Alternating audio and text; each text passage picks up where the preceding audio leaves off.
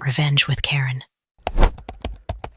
The conference room smelled like stale stumptown coffee and nervous sweat, a specific olfactory blend that usually preceded a disaster in the Seattle tech scene.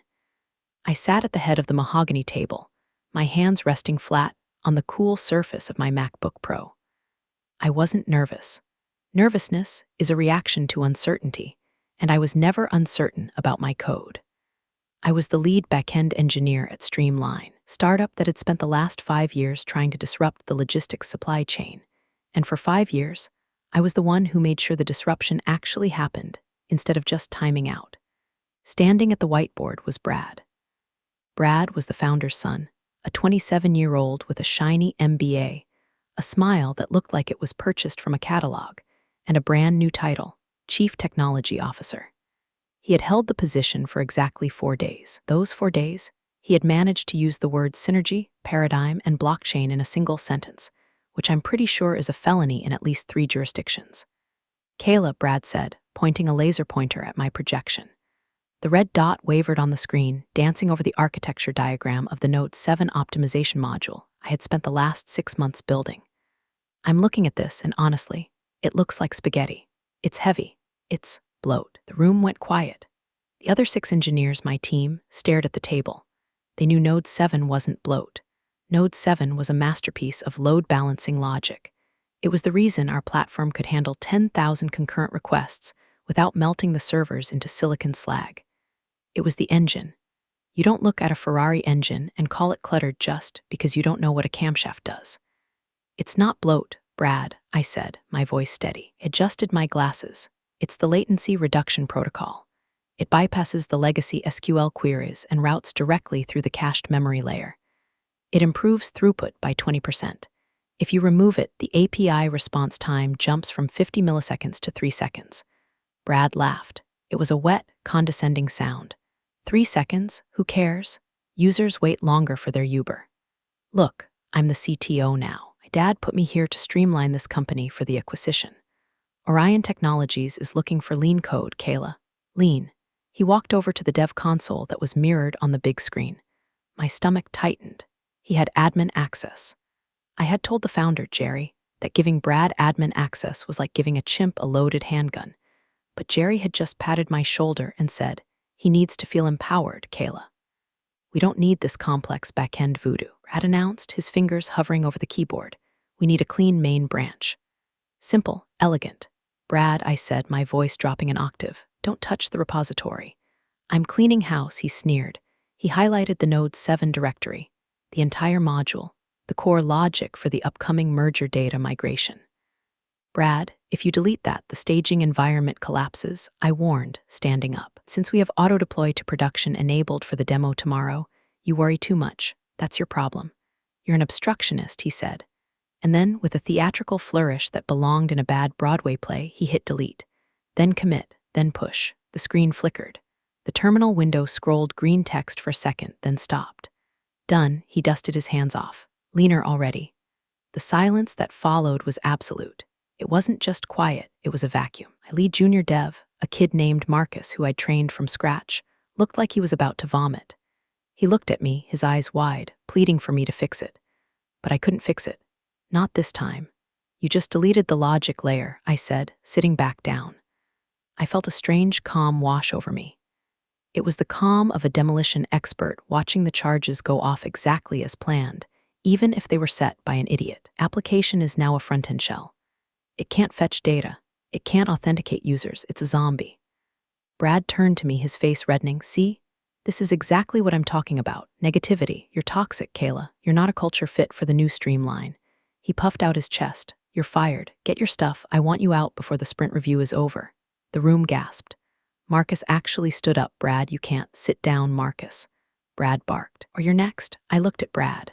I looked at the screen where my code used to be. I looked at my team who looked terrified. And then my phone buzzed on the table. It had been buzzing for weeks. A blocked number. I knew who it was. I had ignored it because I was loyal. I was loyal to Jerry, the founder who gave me a shot 5 years ago. I was loyal to the code. I was loyal to the team. I picked up the phone. The screen lit up. You know, usually, people tell you to ignore the red flags, just like you ignore that notification bell.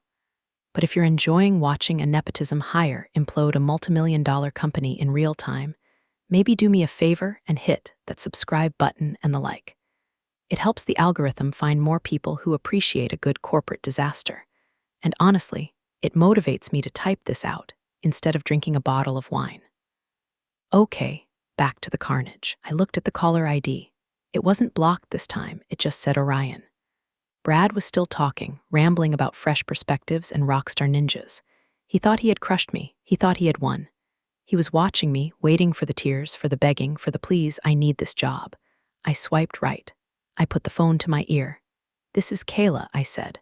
The voice on the other end was smooth, professional. It was Elias Thorne, VP of Engineering at Orion Technologies, the very company that was supposed to buy Streamline for $350 million next week. Kayla, Elias said, we haven't heard back from you regarding the offer. We're finalizing our due diligence on Streamline tomorrow.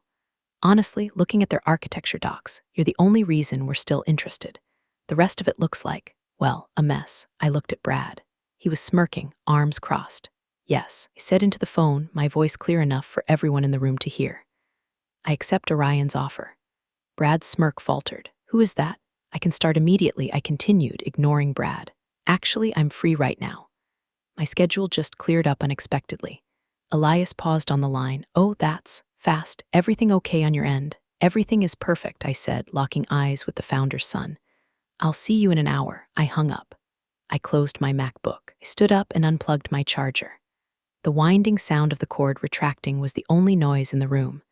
Good luck with the deploy, Brad, I said. I walked toward the door. I didn't look back at the screen. I didn't look back at my team. I walked out of the conference room, my heels clicking on the polished concrete floor, leaving behind 5 years of my life and a system that was currently bleeding out into the digital void. Brad shouted something after me, something about insubordination and security escort, but I barely heard him. I was already doing the math in my head.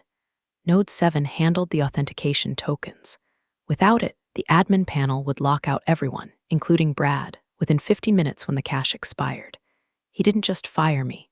He just locked himself inside a burning building and threw away the key. The walk from the conference room to my desk was less than 50 feet. It felt like crossing a border between two warring nations. The open plan office of Streamline hummed with the usual mid-afternoon energy. Sales guys were ringing gongs, marketing was arguing about font kerning, and the espresso machine in the break room was screaming. None of them knew that the company was already dead. They were walking around on a corpse that hadn't started to smell yet.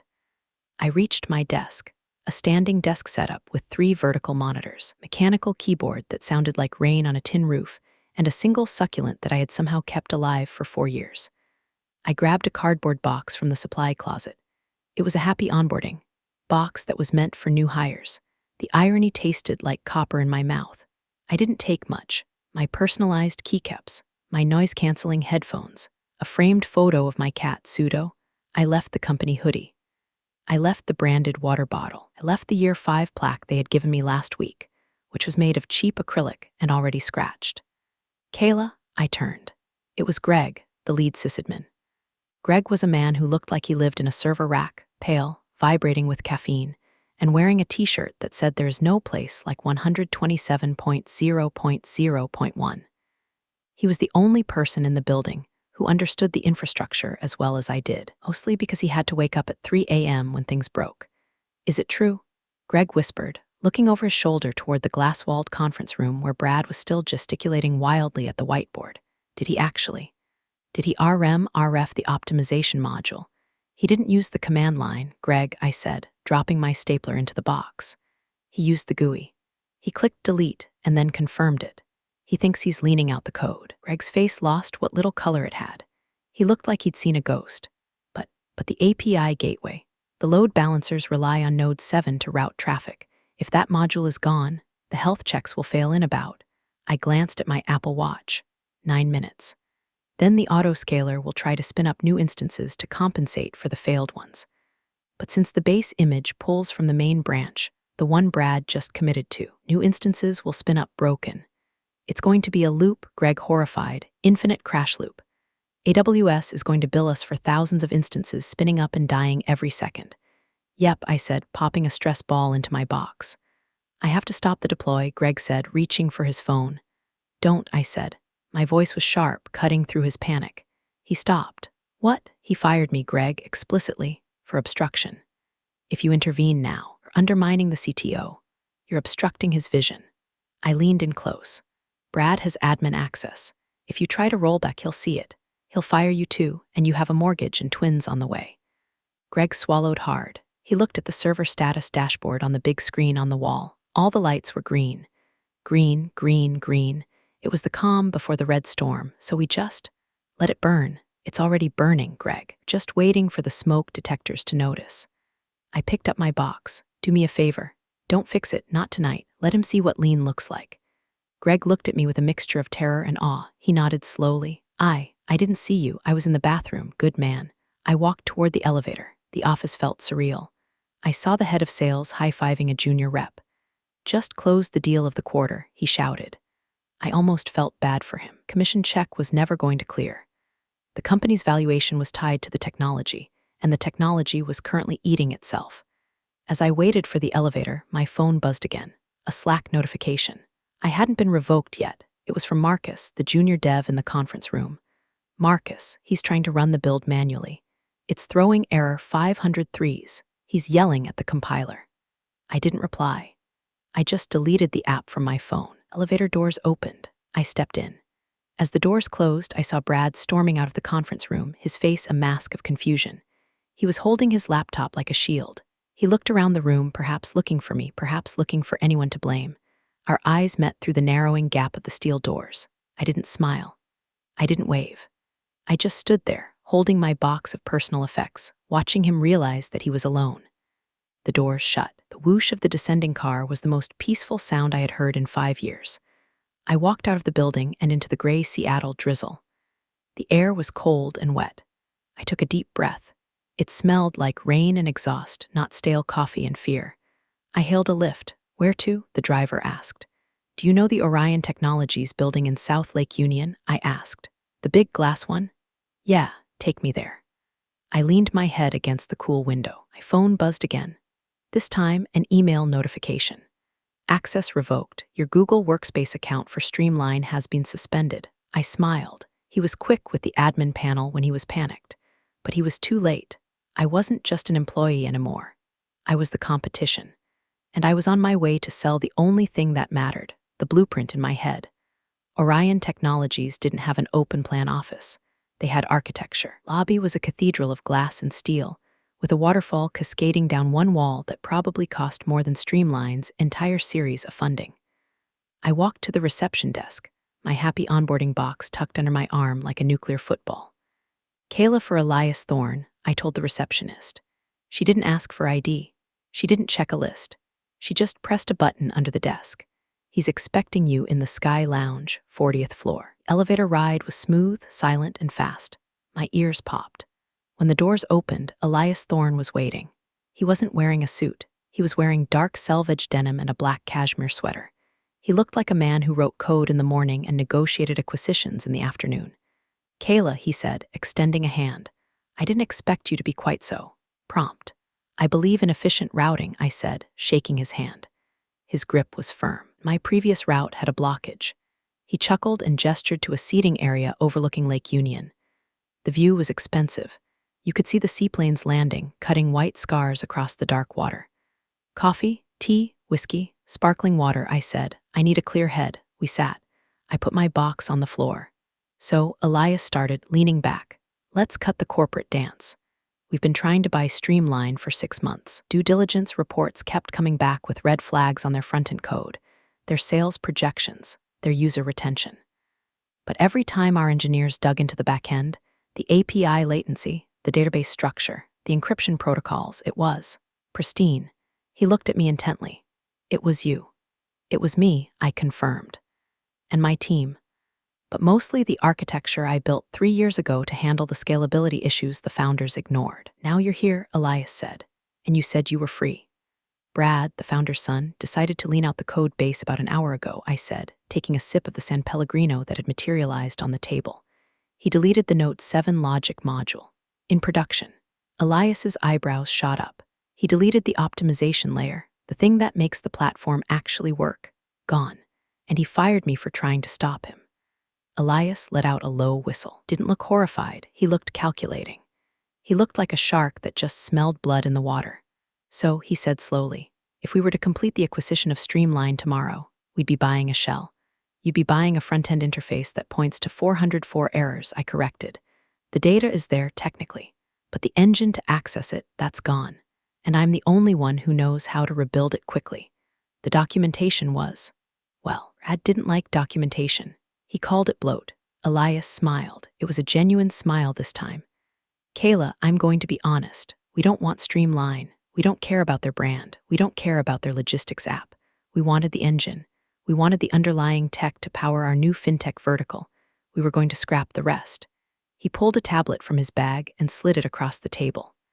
This is Project Vessel, he said. It's what we wanted Streamline's tech for. But since the tech is currently imploding, why don't we just build it from scratch? With the architect who designed it in the first place, I looked at the tablet. It was a schematic for a high-frequency trading platform. It needed speed. It needed security. It needed exactly what I had spent 5 years building for a logistics company that sold boxes. You want me to rebuild it, I said. Better. I want you to be the head of architecture for Project Vessel, Elias said, equity partner. 3 times your Streamline salary, a team of your choosing, and full autonomy. No founder's sons. I looked at the schematic. I could see the code in my head already. I could see the database schema. I could see where I would improve on my old design. No legacy debt. No quick fixes for sales demos. A clean slate. And what happens to the Streamline deal? I asked. Elias tapped the table. We have a clause in the letter of intent. Material adverse change. If the technology is significantly degraded during the diligence period, we can walk away without penalty. He looked at me. Would you say the technology is significantly degraded? I thought about the red error logs that were currently flooding the monitors of my former team. I thought about Greg sweating in the server room. I thought of Brad screaming at command line he didn't understand. Elias, I said, a cold smile touching my lips. I'd say the technology is non-existent. Then we walk, Elias said, and we build Vessel. I have one condition, I said, name it. I want to hire 3 people from Streamline once the dust settles. My junior dev, Marcus, Greg, the sysadmin, and Sarah from QA. Done, Elias said. He extended his hand again. Welcome to Orion, Kayla. I shook it. As I did, my phone vibrated in my pocket. I ignored it. I knew what it was. The crash loop had started. The infinite billing was racking up. The fires were burning. And for the first time in 5 years, I didn't have to grab a fire extinguisher. I just ordered another sparkling water. The first week at Orion was like stepping out of a noisy nightclub into a quiet library. No one screamed. No one threw buzzwords around like confetti. There were stand-up meetings, but they actually lasted 15 minutes. Code reviews were brutal, but they were about the code, not the ego. I sat in my new office, an actual office with a door, migrating my mental blueprints into Orion's secure repositories. We were building Vessel on a Rust-based stack, something I had begged Streamline to transition to for years. Here, it was just approved. Resource request approved, the email said. 3 words. Took me 5 minutes to get approval for a server cluster that would have taken 3 months of begging at my old job.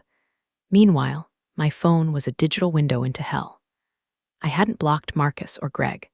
I needed to know they were okay, and honestly, a small, dark part of me needed to know how bad it was. Tuesday, 11:42 p.m. Marcus.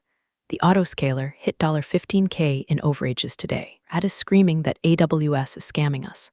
He tried to edit the config file in Notepad. Notepad, Kayla. He corrupted the encoding.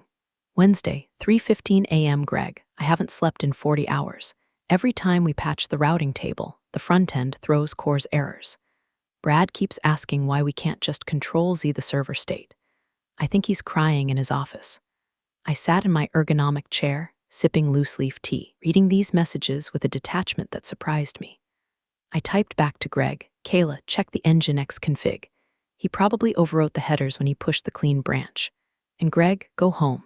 Let it crash. Greg, I can't. The demo with Orion is on Friday. If we don't have it running, Jerry is going to have a stroke. Ah, the demo, the famous demo. I walked out to the Orion coffee bar. Elias was there, reading a report on his iPad. He looked up and nodded. How's the build? He asked. API skeleton is up, I said. Latency is sub 10 ms. It's beautiful. Good, he said. Then he smirked. We're still scheduled for the final acquisition demo with Streamline on Friday. The founder, Jerry, called me, assured me that the glitch earlier this week was just a system upgrade, and they are now more optimized than ever. Is that so? I stirred my tea. He says his CTO has personally overseen the rebuild, Elias said, able to suppress a laugh. He says it's running smooth as butter. I assume you're sending a team to verify. I'm sending the VP of Product and our lead legal counsel, Elias said, and I was wondering if you wanted to join via video link, off camera, of course. To consult, I thought about it. I thought about seeing Brad's face when the system inevitably failed, but then I shook my head. No, I said. I don't need to see it. I know exactly what's going to happen. It's a deterministic system, Elias. Input garbage, output garbage, fair enough. I went back to my desk. I pulled up the vessel architecture. It was elegant. It was robust. It was mine. But later that night, I got a text from Sarah in QA. Thursday, 9:00 p.m. Sarah, they are hard-coding the data, Kayla. They couldn't fix the back-end logic, so for the demo, they are just making the front-end display static JSON files. It's a Potemkin village. If Orion clicks on anything other than the happy path, the whole thing 404s. I stared at the screen, hard-coding the data. It was the oldest trick in the Vaporware book. It was fraud. I forwarded the text to Elias with a simple caption. Ask them to filter by date range, last year during the demo. The static file only covers the current month. Elias replied with a thumbs-up emoji. I leaned back in my chair. The sun was setting over the Olympic Mountains. I felt a strange sense of peace. I wasn't the one holding the duct tape anymore. I was the one holding the scalpel. Friday morning arrived with the heavy gray gloom typical of the Pacific Northwest. At Streamline, I knew the mood would be frantic manic energy. At Orion, it was just another Friday. Bagel day. I was in a code sprint with my new team, 2 senior devs I had handpicked from Orion's internal pool. We were building the authentication microservice. It was quiet, focused work. But my second monitor had a terminal window open, not to a server, but to a group chat with Marcus, Greg, and Sarah. I had named the chat Lifeboat. 10:00 a.m. Sarah, the Orion team is here. Suits, lawyers, they look serious. Brad is sweating through his blazer. He smells like Axe body spray and desperation. 10:05 a.m. Greg, Jerry is doing the intro, talking about resilience and next-gen pivots. Ad is setting up the projector. His hands are shaking so bad he can't plug in the HDMI. I imagine the conference room, the same one where I was fired, the ghosts of my code still haunting the projector screen. 10:15 a.m. Marcus, demo starting. Brad is driving. He's clicking through the dashboard. Look how fast it loads. Yeah, because it's loading a local CSV file, you moron. I took a bite of my poppy seed bagel. Elias was in that room. Had my note. 10:20 a.m. Sarah. Okay, Orion guy, the VP just asked a question. Can we see the logistics throughput for Q3 of last year? 10:21 a.m. Greg, Brad froze. He's saying, well, we focus on real-time data, so historicals are archived for latency purposes. 10:22 a.m. Sarah. Orion guy isn't buying it. Unarchive it, please. We need to verify the database integrity. This was the kill shot. Database wasn't connected. There was nothing to unarchive. The archive was a lie to cover the fact that the API was dead. 10:25 a.m. Marcus. Brad is typing. He's trying to inspect Element to change the dates on the fly. Oh my God. He's typing into the browser console in front of them. 10:26 a.m. Greg, error 500. Massive red box on the screen. Undefined is not a function. I chuckled. Undefined is not a function. Epitaph of the incompetent coder. 10:28 a.m. Sarah. Brad is shouting at the screen. It's the Wi-Fi. The Orion guest network is throttling us. 10:29 a.m. Marcus. The Orion lawyer just stood up. Mr. Founder, this application isn't making network requests. We're monitoring the traffic. This is a static page. There is no backend connected. I could feel the air leave the room from 10 miles away. The fraud was exposed. It wasn't just a bug anymore. We're trying to sell a car with a cardboard engine. 10:35 a.m. Greg, it's over. The Orion team just packed up. Didn't even say goodbye, just we'll be in touch. Jerry looks like he's having a cardiac event. Brad is staring at the wall. 10:40 a.m. Marcus, Jerry just turned to Brad. Where is the backup? Where is Kayla's code? 10:41 a.m. Marcus. Brad said, I told you, Dad. I leaned it out. 10:42 a.m. Marcus. Jerry is screaming. I've never heard him scream. I think he just fired Brad or killed him. It's hard to tell. I closed the chat window. I didn't need to read anymore. The acquisition was dead. The $350 million deal had evaporated in 45 minutes because a nepotism hire thought he could outsmart the fundamentals of software engineering. Elias walked into my office an hour later. He looked calm. There was a hardness in his eyes. "You were right," he said, leaning against the doorframe. "Total fabrication. They tried to spoof the data." "I told you," I said. "What happens now? We issued a formal withdrawal of the LOI," Elias said, "and our legal team is drafting a notice regarding breach of good faith." "They wasted our time, Kayla, and time is expensive." "What about the tech?" I asked. "The IP? Worthless," Elias said. "Without the logic layer you built. It's just spaghetti code and a nice UI. We're not buying it. We're building Vessel." He paused, then smiled. "By the way, their founder, Jerry, he asked about you. As we were leaving, he asked if we knew where you went. He said there was a misunderstanding regarding your employment." "What did you say?" I said I had no idea. Elias lied smoothly. "I told him good talent is hard to find." "That was kind of you. We protect our assets, Kayla. And right now, the most valuable asset we have." I turned back to my screen. The Vessel code was compiling. No errors, no warnings, just clean, efficient execution. "Back to work," I said. 2 weeks later, the silence from Streamline was deafening. Usually when a deal falls through, there's a press release, a spin about strategic misalignment or market conditions. But there was nothing, just radio silence. At Orion, Project Vessel was hitting every milestone. My team was a machine. We were moving so fast that Elias had to hire 2 more project managers just to keep track of our velocity. I was working hard, but I wasn't exhausted. I went home at 6 p.m. I cooked dinner. I actually read books that weren't O'Reilly technical manuals. I was at a coffee shop in Capitol Hill on a rainy Saturday, reading a novel when I saw him. It was Marcus, my former junior dev. He looked 10 years older, had dark circles under his eyes that looked like bruises. He was staring at a laptop screen, frantically typing. "Marcus," I said, approaching his table. He jumped, nearly knocking over his latte. When he saw me, his shoulders slumped. "Kayla, oh God, hi, you look terrible," I said, sitting down opposite him. "I haven't slept in 3 days," he rubbed his face. "It's a nightmare, Kayla, a literal nightmare." "What's happening?" "Investors are pulling out," he whispered. "VC firm that led the Series B. They found out about the demo. They found out about the fake front end. They're auditing everything. They froze the bank accounts. And Brad, gone. Jerry fired him effectively immediately after the demo. But the damage is done. We can't restore the old code because the backups were on a rotation that. Well, Brad canceled the S3 bucket subscription to save money 2 weeks before he fired you." I closed my eyes, deleted the backups. "He thought they were redundant," Marcus said, his voice cracking. "So we have nothing. We're trying to reverse engineer your logic from compiled binaries, but it's impossible. It's like trying to unbake a cake. You can't," I said softly. "The obfuscation protocols I installed would make that take years." "I know," Marcus said. "We're patching things with duct tape.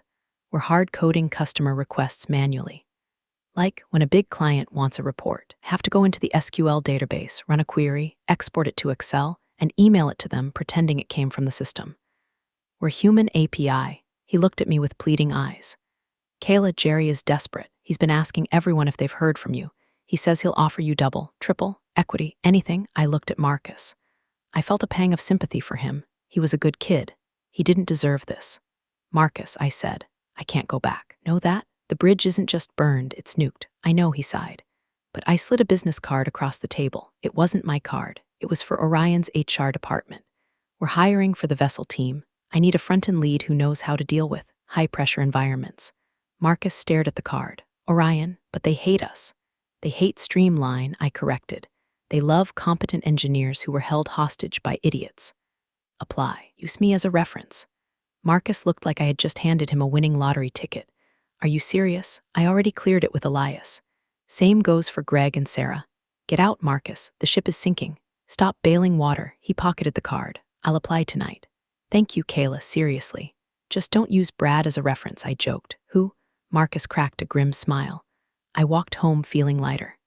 The collapse of Streamline wasn't my fault. It was a tragedy of arrogance. But I could save the people who actually did the work.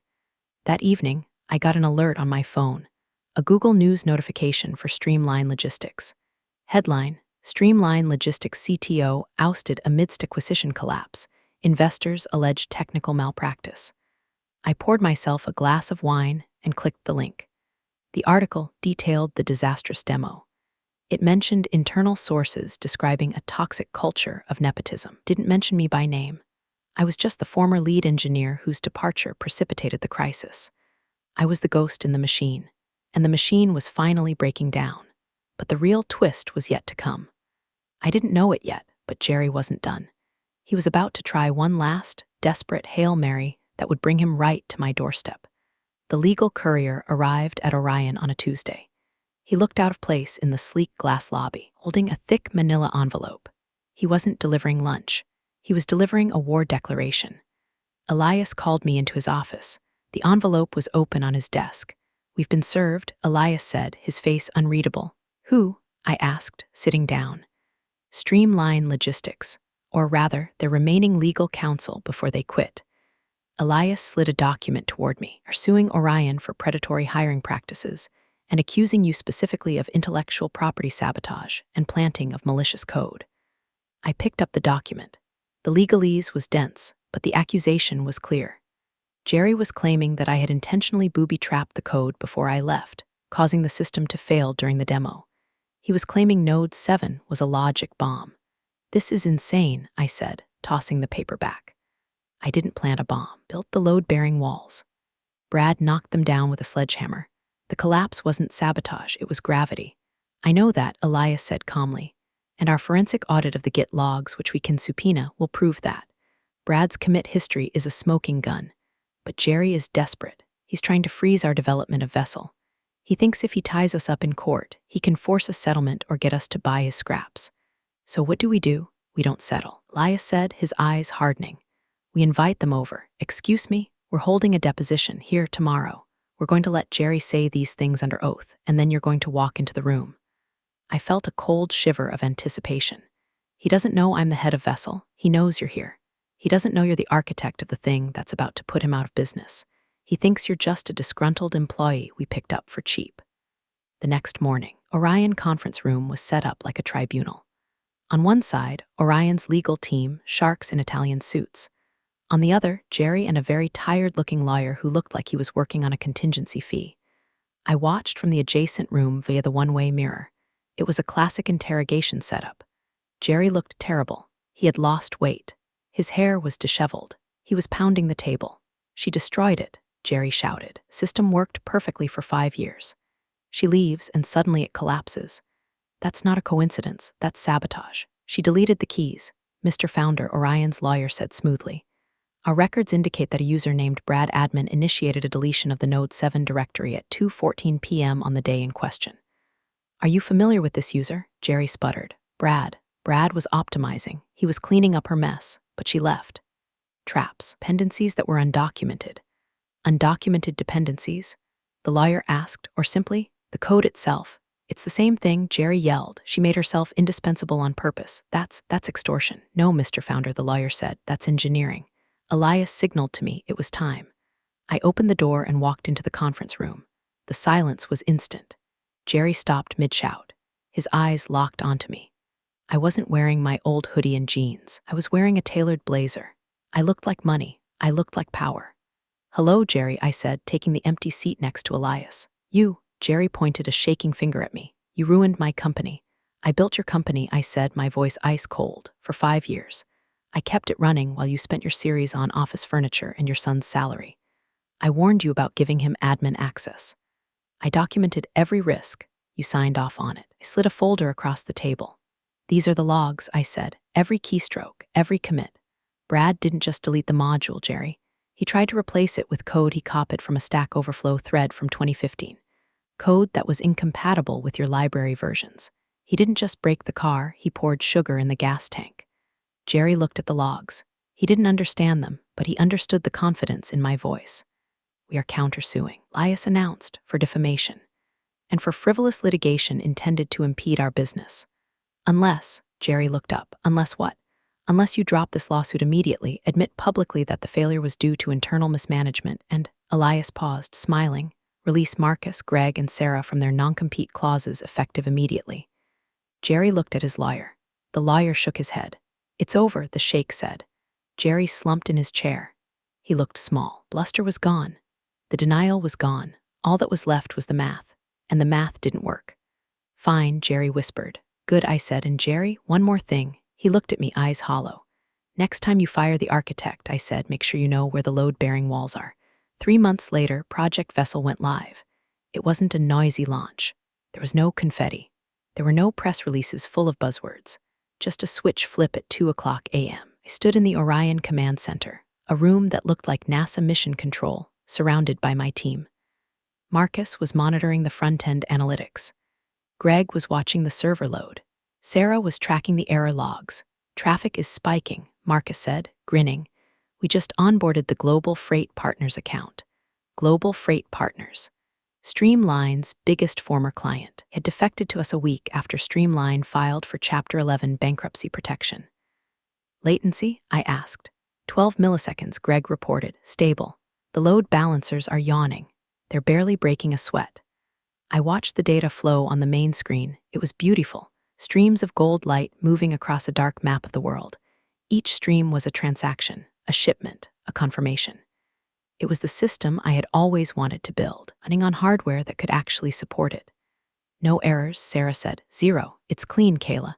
I let out a breath I felt like I'd been holding for 5 years. Good work, team, I said. Let's order pizza. The celebration was low-key. We ate pizza and drank craft beer in the lounge. The vibe was different here. There was no fear. We knew the system worked because we built it right. Around 4 a.m., Elias walked in. He was holding a bottle of champagne. Congratulations, he said, popping the cork. The board is ecstatic. The stock is up 4% in after-hours trading just on the rumor of the launch. He poured me a glass. You know, we got a call today. Oh, from the receivership handling Streamline's assets, Elias said. They're auctioning off the IP. The domain name, the customer list, the legacy code. How much? I asked. Pennies. Nobody wants the code. It's tainted. But the customer list, we already have most of them. Elias laughed. It's worthless, Kayla, the whole thing. It's a cautionary tale. I took a sip of champagne. It tasted like victory. What about Jerry? I asked. And Brad? Brad is pursuing other opportunities. Elias made air quotes. I heard he's trying to pivot into crypto or AI art, something where you don't need to know how things work. Jerry retired, forced retirement. He lost everything. The house, the boat. Investors sued him for breach of fiduciary duty. It was a grim fate, but I couldn't find it in myself to be sad. They had treated people like disposable cogs. They had treated code like magic that just happens. They refused to respect the craft. Marcus, I called out. Yeah, boss. He had a slice of pepperoni in one hand and a tablet in the other.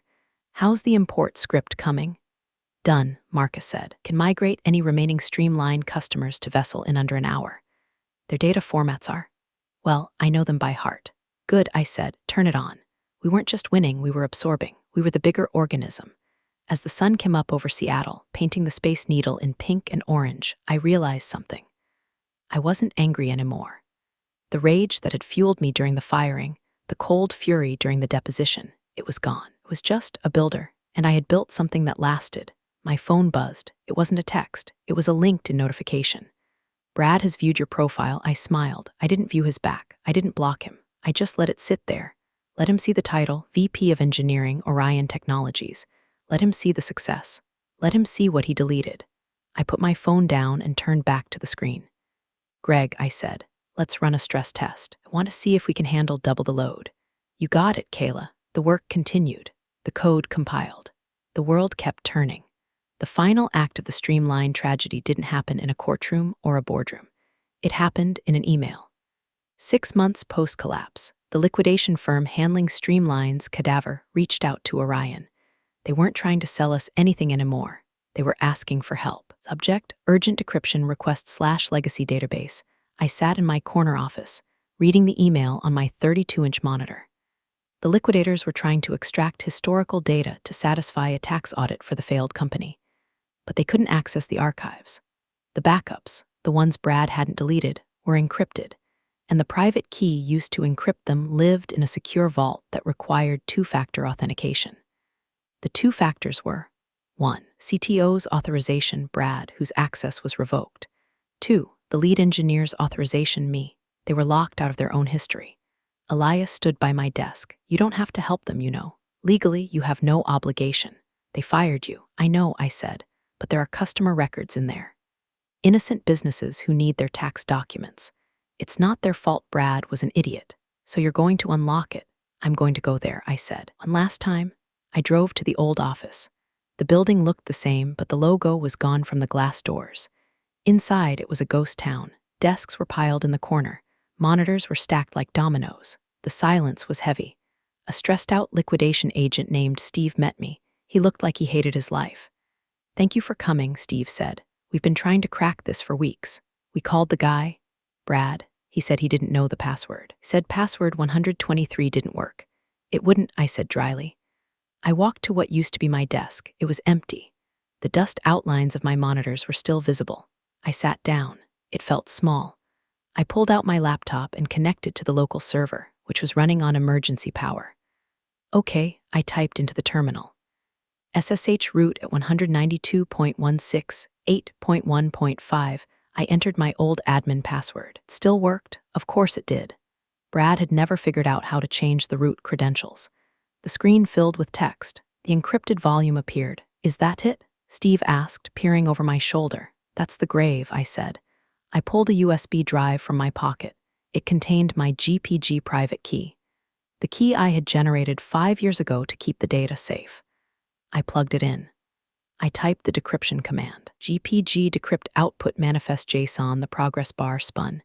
10%, 50%, 100%. Access granted. The terminal read. Steve let out a sigh of relief. Oh, thank God, you're a lifesaver, Kayla. I'm just the janitor, I said, standing up, cleaning up the mess one last time. I looked around the office. I saw the ghost of Brad standing at the whiteboard, deleting my work. I saw the ghost of Jerry nodding along. I saw the ghost of myself, younger, more naive, thinking that if I just worked hard enough, I would be safe. I wasn't safe because I worked hard. I was safe because I was smart. As I walked toward the door, my phone rang. It was an unknown number. I answered. Hello, Kayla, it was Jerry. His voice was raspy, broken. Steve told me you were coming to open the files. I did it, Jerry. The auditors will get their data. Kayla, he sounded like he was crying. I realized something. Too late, that module. Node 7. It wasn't bloat, was it? I stopped with my hand on the glass door. No, Jerry, it wasn't bloat. It was the foundation, he whispered. I let him break the foundation. Yes, you did. I'm sorry, he said. I listened to the static on the line. I thought about saying something profound. I thought about rubbing it in. But I didn't need to. The empty office, the bankruptcy, the silence that was loud enough. Goodbye, Jerry, I said. Hung up. I walked out into the rain. My phone buzzed, a text from Marcus. Marcus, vessel just hit 100K transactions per second. We need you to approve the cluster expansion. Also, we ordered Thai food. I smiled. I got into my car, a new Tesla, bought with my Orion signing bonus, and looked back at the empty building one last time. I thought about the delete button. I thought about how easy it is to destroy something you don't understand, and I thought about how hard it is to build it back up. I put the car in drive. Next time you delete something, make sure you know what it does. Because sometimes you're not just deleting code, you're deleting your future. I merged onto the highway, heading back to Orion, back to the builders, back to work.